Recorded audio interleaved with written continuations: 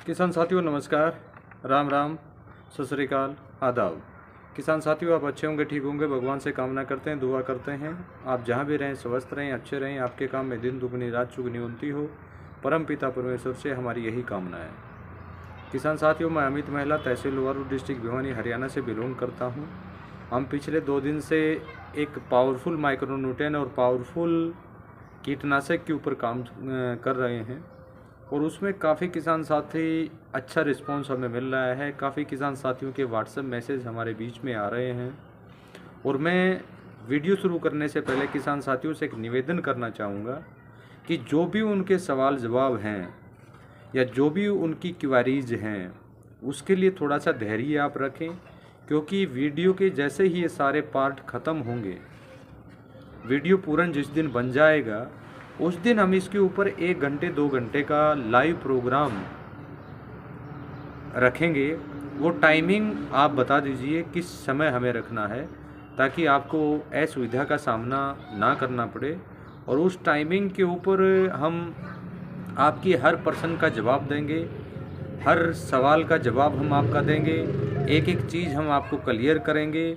जो जो चीज़ें वीडियो में बताई गई हैं विद फोटोज आपको बताया जाएगा, कितना ग्राम आपको लेना है फिर भी बताया जाएगा। वैसे वीडियो में ऑलरेडी आपको बताया जाता है, लेकिन उसके बावजूद आगे भी आपको बताने का काम साथियों हम करेंगे। तो आज हम वीडियो की शुरुआत करते हैं। सबसे पहले हम बात करेंगे एलोवेरा। एलोवेरा की 2 केजी पत्तियां हमें लेनी है।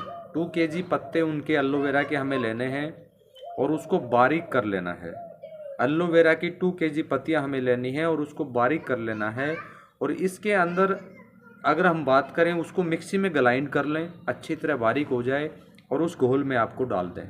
आप जानते होंगे किसान साथियों इसके अंदर काफ़ी मात्रा में मिनरल पाए जाते हैं, काफ़ी मात्रा में तत्व पाए जाते हैं, काफ़ी मात्रा में पोषक तत्वों से भरपूर पाया जाता है एलोवेरा का घोल।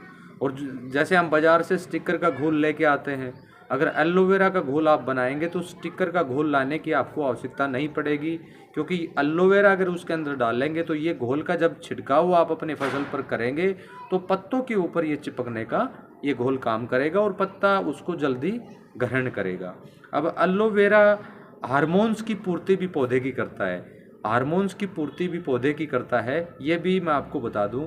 और इसके अंदर 70 से 80 प्रकार के मिनरल पाए जाते हैं, जिसका एक चार्ट ये वीडियो जैसे समाप्त होगा, ये पार्ट जैसे पूरे बनेंगे तो उसके साथ आपको इसके बारे में जानकारी भेज दी जाएगी इसी वीडियो के माध्यम से। इसका एक पीडीएफ बना के आप लोगों को शेयर कर दिया जाएगा। ये ग्रोथ प्रमोटर का भी काम करता है साथियों। एलोवेरा का घोल जो है वो ग्रोथ प्रमोटर का भी काम करता है। इसके अंदर अमीनो एसिड भी पाया जाता है और इसके अंदर काफ़ी मात्रा में विटामिन भी पाए जाते हैं, बहुत मात्रा में विटामिन पाए जाते हैं। अगर हम बात करें इसमें, अगर मिनरल की हम बात करें तो जैसे कॉपर है, आयरन है, मैग्नीशियम है और सोडियम है, जिंक है, प्रचुर मात्रा में इसके अंदर पाया जाता है। अगर हम बात करें विटामिन्स की ए बी सी ई और B12 और अगर बात करें फोलिक एसिड भी इसके अंदर काफ़ी मात्रा में पाया जाता है। तो इसमें इसका जो कितना % पाया जाता है, जिंक कितना होता है, कितना क्या होता है, इसकी एक चार्ट हम वीडियो के लास्ट में किसान साथियों डालने का काम करेंगे।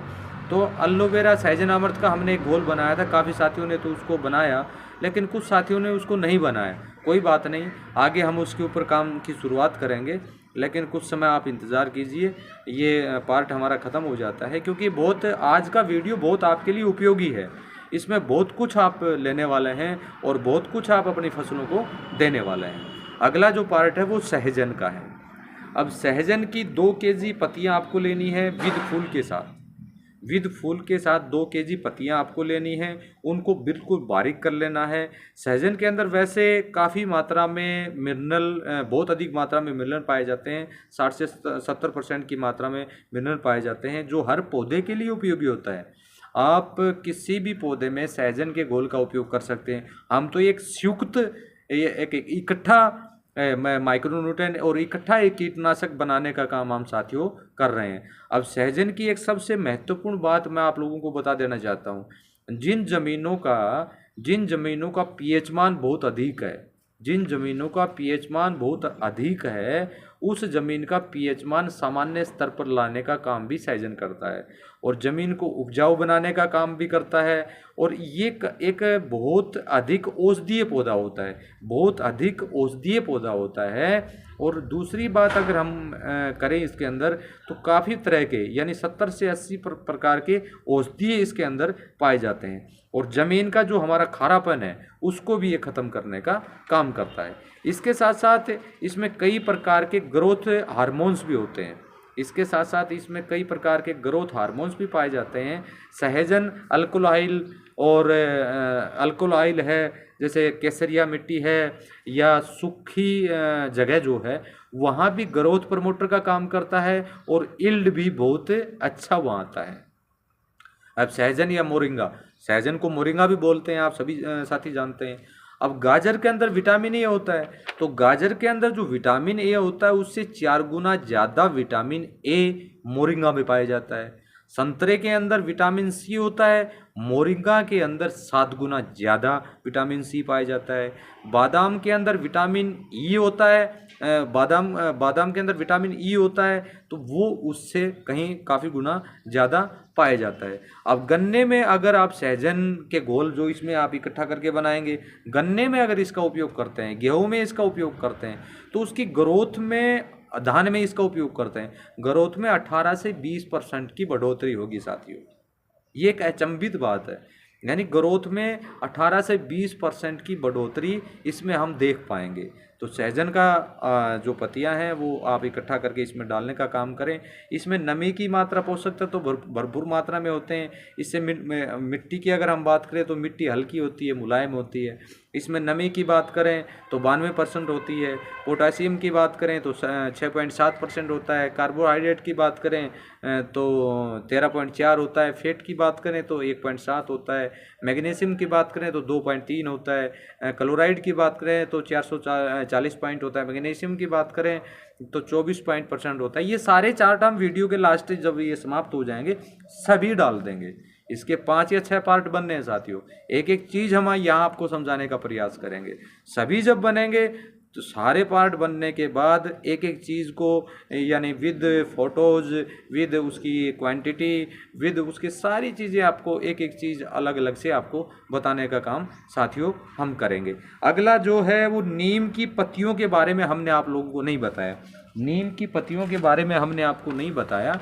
नीम की पत्तियों के बारे में हम आपको कुछ बताया था। अगर बीज साथ में मिल जाए, जैसे नीम की निमोली की हम बात करें, अगर उसका बीज हमें साथ में मिल जाए तो सोने में सुहागा है, क्योंकि नीम की निमोली के अंदर जो है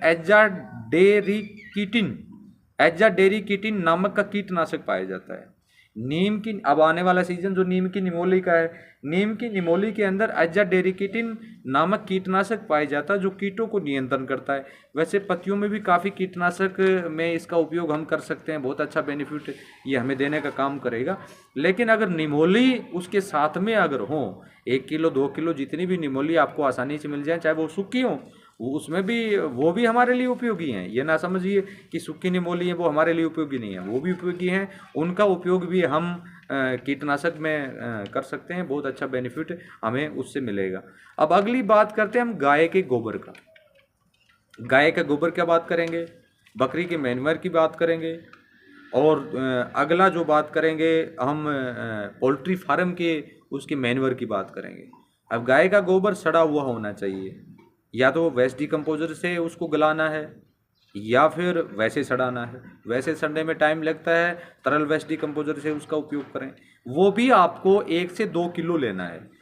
उसमें एनपीके होता है, नाइट्रोजन 3% होता है, और पोटास 2% होता है, और कैल्शियम 1% होता है।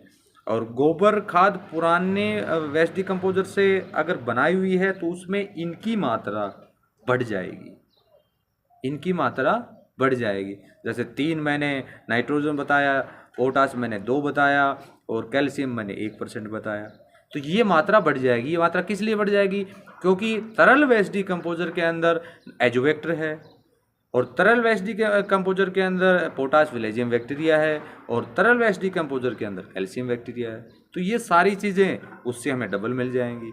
उसी प्रकार बकरी मैन्योर है, बकरी मैन्योर में काफ़ी मात्रा में एनपीके पाया जाता है और वो एनपीके की खाद अगर हम तरल वेस्ट डिकम्पोजर से तैयार करते हैं वो तो डबल हो जाता है। एक न्यूट्रल की अगर हम बात करें तो 3% नाइट्रोजन होता है, 1% पोटाश होता है और 2% कैल्शियम होता है, वो उससे डबल हो जाएगा वेस्ट डिकम्पोजर से अगर आप बनाते हैं। पोल्ट्री फार्म की अगर हम बात करें तो उसके अंदर नाइट्रोजन 3% होता है, पोटाश 2.63% होता है और कैल्शियम जो होता है वो उसके अंदर 1.4% होता है।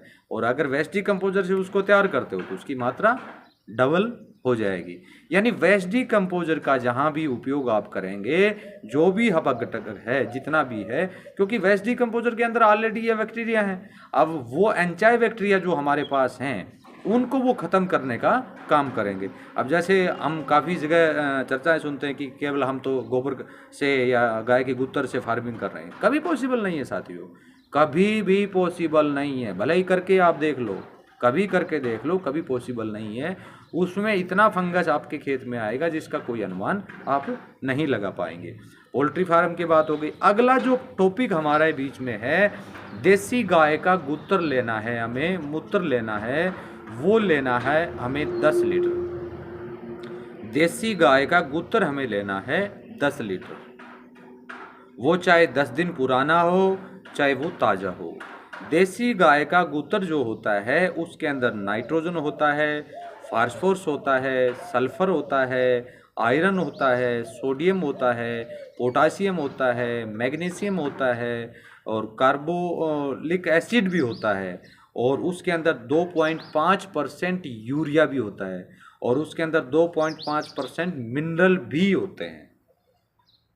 देसी गाय का गूत्तर अगर आप लेते हैं तो उसके अंदर मैं फिर बता देता हूँ, नाइट्रोजन होता है, फास्फोरस होता है, सल्फर होता है, आयरन होता है, सोडियम होता है, पोटासियम होता है, मैग्नीशियम होता है और कार्बोलिक एसिड भी होता है और इसमें 2.5% यूरिया भी होता है और 2.5% मिनरल भी होते हैं। तो ये भी हमारे लिए बहुत उपयोगी है। तो इसको भी 10 लीटर आपको लेना है, इस बात का विशेष रूप से आपको ध्यान रखना है। अगला जो पार्ट है वो हमारे बीच में है राईमोनिया का पौधा। अब ये राईमोनिया का पौधा कीटनाशक में ही यूज होता है। वैसे इसके अंदर एनपीके पाया जाता है, मैंने पहले भी आपको बताया है। जो जीवित पौधा है जिसकी कोशिकाएं हैं सभी के अंदर एनपीके पाया जाता है, ये आपको गांठ बांध लेना है। जो भी पौधा जीवित है उसके अंदर कोशिकाएं पाई जाती हैं, जिसके अंदर कोशिकाएं पाई जाती हैं सभी में एनपीके होता है, ये गांठ बांध लें।